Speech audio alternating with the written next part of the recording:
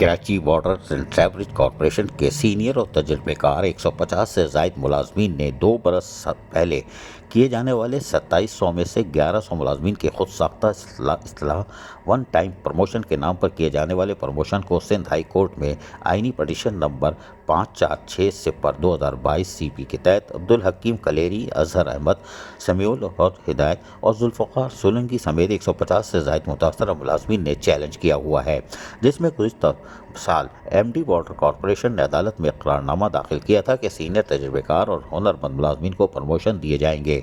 लेकिन 1 साल गुजर जाने के बावजूद ये मसला हल ना होने पर दरख्वास्त गुजारों के वकील बैरिस्टर फैजान हुसैन मेमन ने आज सिंध हाई कोर्ट में जस्टिस यूसुफ अली सैयद और जस्टिस अरबाब अली बख्शो पर मुश्तमिल डिवीजन बेंच में अदालत को बताया कि मुलाजमीन 2 बरसों से इंसाफ के लिए अदालत में हैं।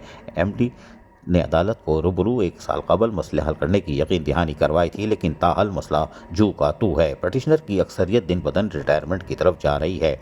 इन्हें प्रमोशन ना मिलने पर वो पुराने ग्रेडों पर वाजिबात पेंशन ग्रेजुएटी लेने पर मजबूर हो गए हैं और यकीनी तौर पर वो मसाइल का शिकार हैं। अदालत ने MD Karachi water and sewerage corporation को ज़ाती तौर पर पेश करके जवाब तलब करे, जिस पर एडवोकेट वाटर कॉरपोरेशन ने अदालत को बताया